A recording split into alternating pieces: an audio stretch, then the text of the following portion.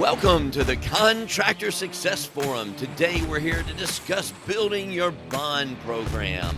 And with us, we have Stephen Brown, McDaniel Whitley Bonding and Insurance Agency, and we have Wade Carpenter with Carpenter and Company CPAs, and we are the Contractor Success Forum, here to discuss how to run a more profitable, successful construction business.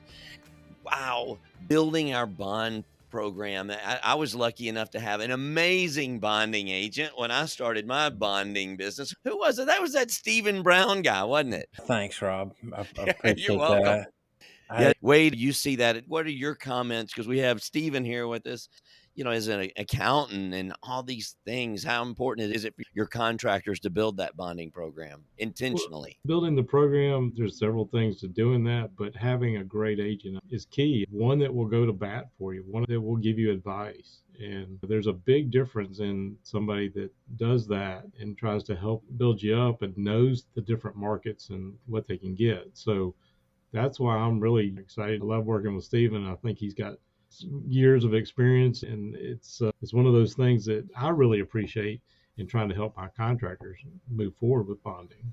Yeah. One more thing before Stephen talks. He doesn't like it when I toot his horn here, but there are different agents. There are order takers that just, you go to them and they go, "Oh yeah, I'm a bonding agent. I think that's listed 8th on my thing of what I do." And they just take the order and they just sort of hand them over and they shuffle that information. They take it from one pocket and move it to the other, and there's no input or creativity or education and learning all about it. And what goes into this is crucial. If you need a bond, if you need more bond credit, if the bonds are important to you, it's important to have an agent that it's important to him. Yep.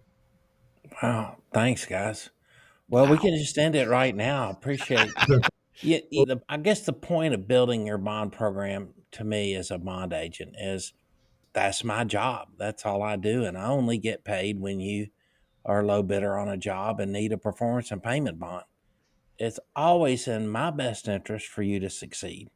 But I certainly care about your success and I want you to succeed. Being your play caller for your bond program is not just up to your bond agent. The more you know about it, the more you need to be a partner with your bond agent and discuss the things that you need to discuss. For example, this morning before the podcast early, I got an email about a large project coming up for bid that is really out of this particular contractor specialty, but they hired some guys that this is all they do. And there's some elements to this particular job that really fit. So we have to talk about it. We have to break it down and we have to decide how to approach the bonding company about it to get it approved. That's my job. But your job as a contractor is to help the bonding company understand what you do and what you want to accomplish. And there's some bond agents, like you said, Rob, that are just order takers.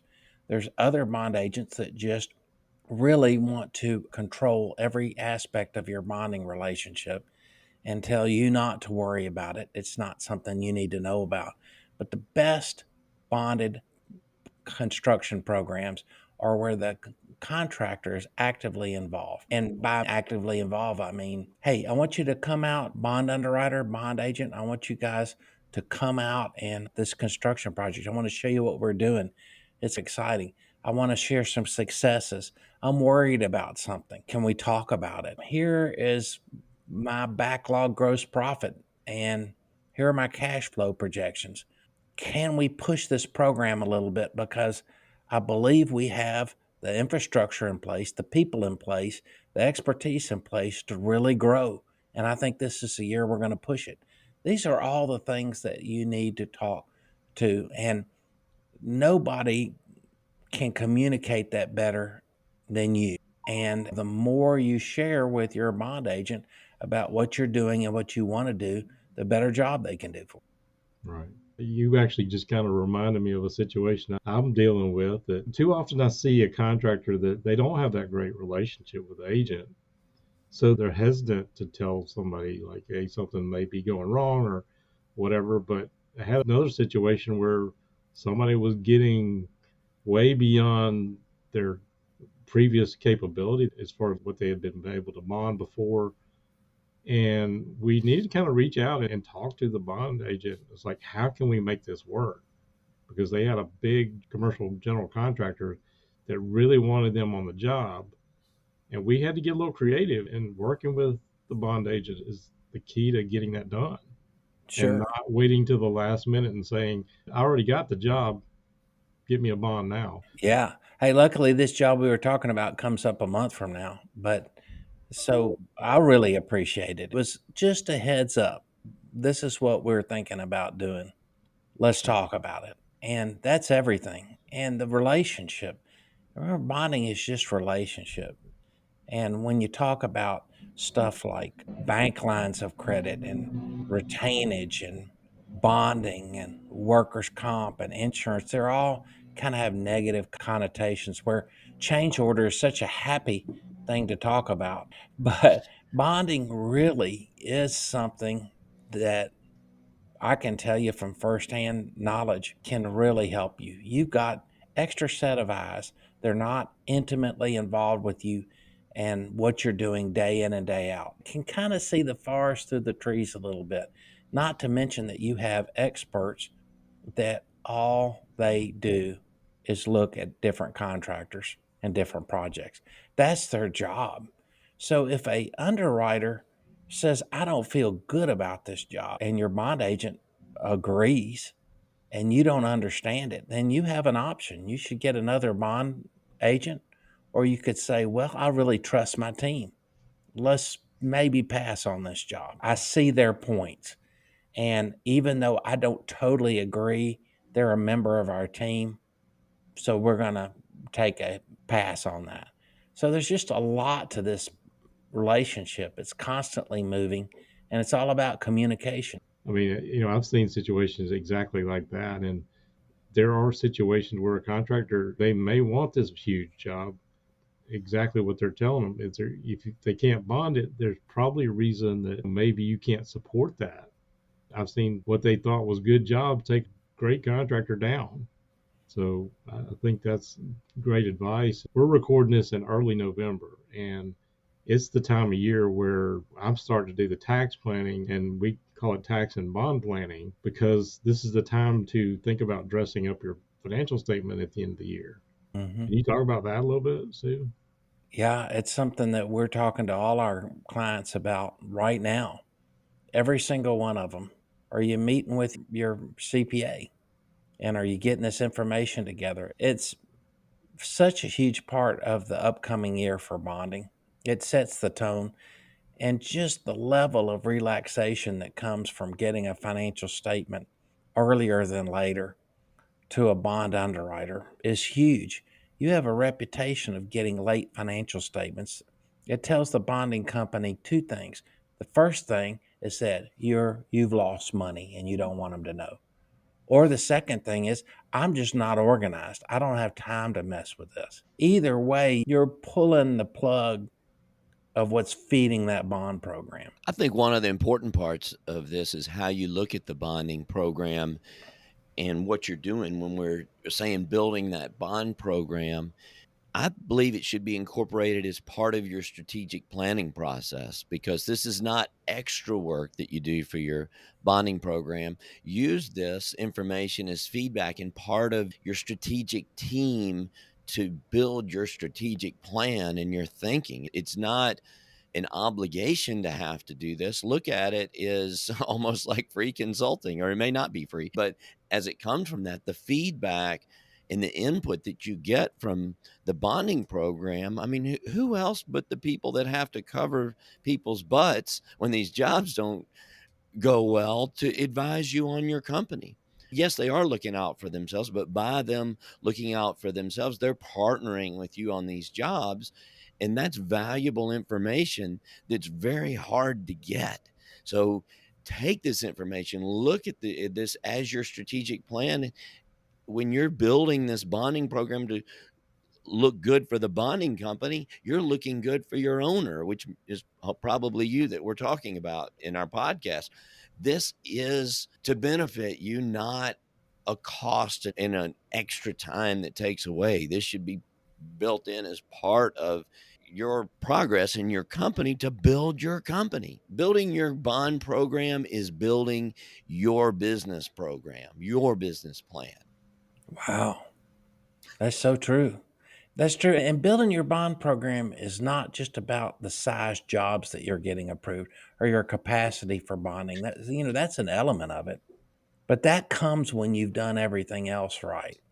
So we've talked before about if you're a small contractor, you can get credit scoring bonds up to $1 million. So that's pretty darn close to just calling in an order for something, Yeah. like we were talking about earlier. And then you need a bigger bond program. What if you've pushed up to that $1 million, but the job for you to make the profit that you're going to make, and you can get this job and you can make a huge profit on it, but the job amount is $1.4 million. What are you going to do then? Well, first of all, it's just put a lot of heat on your bond agent. You got to figure something out. And they may have already told you over and over again what they need to get the job done, but you just aren't listening. Well, that's building your bond program. Yep. I do think about that. A lot of the guys look at it and they only remember the negative part of when the bonding company may have disagreed or maybe they didn't see the light. Well, maybe they don't see the light, but that's something to point out. You, as the owner, better be thinking about that because I think more times than not, it's something the owner just hadn't thought about. So Hmm. you just saved my butt. I shouldn't take that job. That job may have been what's gonna kill me. I heard Vern Harnish say this the other day. I was in a meeting with him, up in Pennsylvania, and my dad used to say, "The best deal that you ever made is the deal that you didn't do," and that may be what saves you, and the bonding company may help you point that out. I know we're always wanting the positive thing, but we're there to sell it, and maybe you have to sell them on something, but that's part of it and the analytical part of yourself. They're not just making this up. They want your bond. They make money on the bond. If they're pointing this out, there's a reason that they didn't Right. give you the bond. Right. I told my partners we need to change the name of this agency to Change Order Insurance and Bonding. It just makes everybody happy. But everything else that we talked about that is negative is positive. It's just a tool that you use to get those change orders, to get those projects that you know are going to be a little bit complicated. Maybe the owner and the architect engineer don't see what you see that have to be done that you can use to your advantage to get that change order. But anyway, that's the main points I wanted to make, guys.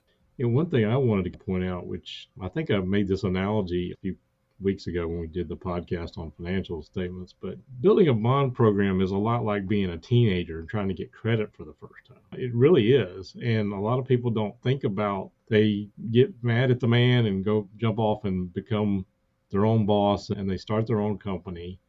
And they think, well, today I don't need a bond, but someday down the road I might like to be able to get a bond, but they wait until they get this contract that they really want and then they say I need this now. Well, think Mhm. about that when you start off. Think about doing some formal financial statements even in year one so that you can have that history. And I think Stephen would tell you it's generally about the same thing. 3 years of financial statements is typically one of those things, just like kid Three trying to years. get credit. Is that Yeah. not true? 3 years. Yeah. Yeah. One good point that I didn't know, Stephen, you mentioned it, but I had heard that, Wade, about that 3 years and then the certain amount of cash that you want. But if you want to be a bonded contractor, don't forget what Stephen just mentioned. You can get a bond based on your personal credit, right? So That's right. is it possible if somebody's a new contractor to get that if they Well, almost all of them are going up to $500,000 just based on your personal credit. They have programs that do that, but okay, the rates are higher.